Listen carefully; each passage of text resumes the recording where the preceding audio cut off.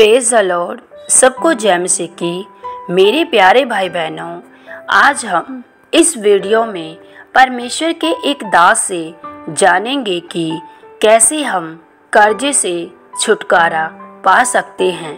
इस वीडियो में परमेश्वर के दास ने अपने खुद के जीवन के अनुभव से बताया है कि कैसे हम कर्जे से छुटकारा पा सकते हैं।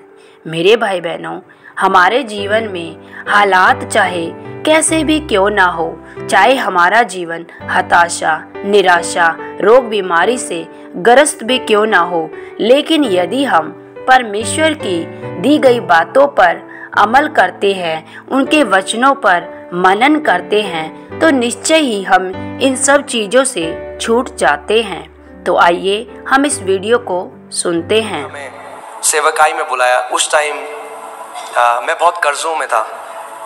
मैं और मेरी जो वाइफ है, हम लोग बहुत कर्जों में थे।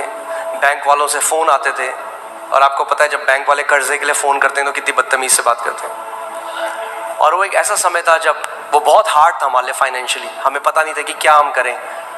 हम लोग सब कुछ करते थे, हम लोग कलीसिया जाते थे, सब कुछ करते थे, मगर तब भी हम लोग आर्थिक रूप में हम लोग स्ट्रगल कर रहे थे। और एक दिन जब मैं परमेश्वर का वचन पढ़ रहा था, इफिसियों 1:3, तो उसमें लिखा था, Blessed be the God and Father of our Lord Jesus Christ, who has blessed us with every spiritual blessing in the heavenly places in Christ Jesus. धन्य है हमारा परमेश्वर और हमारे प्रभु यीशु मसीह का पिता, जिसने हमें आत्मिक स्थानों में हर एक आत्मिक आशीष दे दी है मसीह यीशु में। एक मिनट, क्या परमेश्वर का वचन ये कहता है कि वो हमें आशीष देगा? क्या कह रहा है वचन? दे दी है। परमेश्वर का वचन कह रहा है, और कितनी आशीषें दी हैं? दे दी है परमेश्वर ने। आप जानते हैं आपको प्रार्थना करने की जरूरत नहीं है परमेश्वर मुझे आशीष दे, क्योंकि आप परमेश्वर से वो मांग रहे हैं जो उसने पहले ही आपको दे दिया।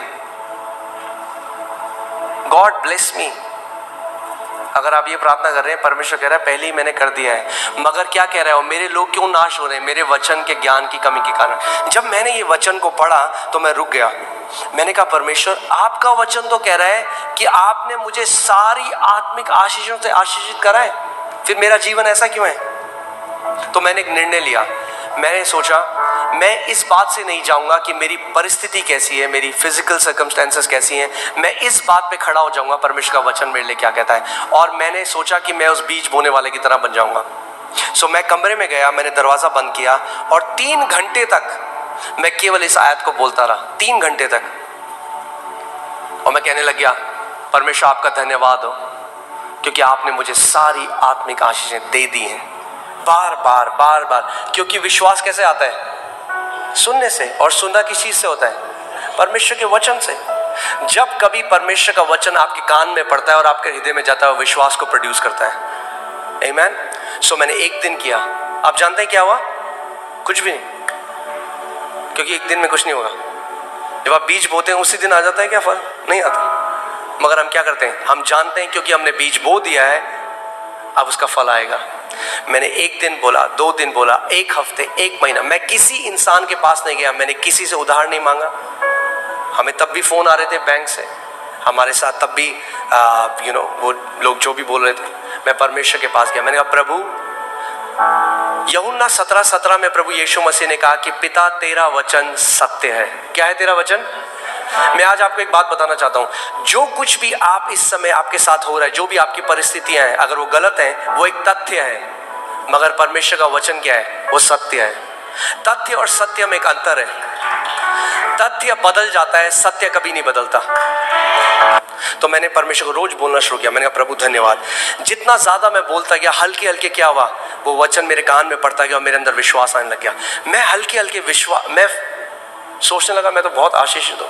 एक दिन मैं अपनी वाइफ के पास गया और मैंने कहा, मोनिका, जो करोड़ों आज हमारे अकाउंट में कुछ 100 रुपए थे। मगर आपको पता है विश्वास एक अलग भाषा बोलता है। जब विश्वास आपके अंदर आ जाएगा, आपकी बोली बदल जाएगी। आमीन। जो विश्वास के लोग होते हैं वो अलग तरीके से बात करते हैं। तो मैंने अपनी वाइफ को बोला, मैंने कहा, हम उन करोड़ों रुपए का क्या करेंगे जो परमेश्वर ने दिए हैं? उन्होंने कहा, हम परमेश्वर का भवन बनाएंगे। और वो आज पूरा हुआ है। सो जैसे जैसे जैसे जैसे मैं परमेश्वर के वचन को बोलने लगा, हल्के हल्के मेरे अंदर मेरा हृदय इस बात को मानने लगा, मैं आशीषित हूँ, मैं आशीषित हूँ, मैं आशीषित हूँ। और जब मैं उसको मानने लगा, प्रभु यीशु मसीह ने हर बार क्या बोला, जैसा तेरा विश्वास है वैसा ही तेरे साथ हो। और केवल एक आयत, कितनी आयत? इफिसियों 1:3। ना केवल उसने हमें गरीबी से बाहर निकाला, हमारे कर्जे मिटाए, मगर मैं आपको बता रहा हूँ आज हम एक बहुत आशीषित जीवन जी रहे हैं केवल इस वचन की ताकत के द्वारा। और मैं बताना चाहता हूँ ये आप सबके लिए है, ये वचन आप सबके लिए है। उसने हम सबको सारी आशीषें आत्मिक स्थानों में दे दी हैं। भाई बहनों, परमेश्वर हमें हमारे जीवन में कोई भी चीज़ से हमें वंचित नहीं रखना चाहते, चाहे वो हमारी आशीषें हों, हमारी बरकत हो या फिर हमारी अच्छी सेहत हो। परमेश्वर अपने बच्चों को अच्छा और स्वस्थ देखना चाहते हैं और उनके परिवार को खुशहाल देखना चाहते हैं। लेकिन ये कब होता है?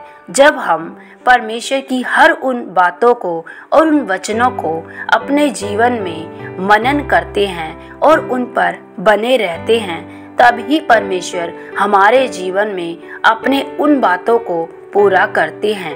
तो परमेश्वर पिता आप सब लोगों को इस वीडियो को सुने जाने और देखे जाने पर बहुतायत से आशीष और बरकत दे। सबको जय मसीह की।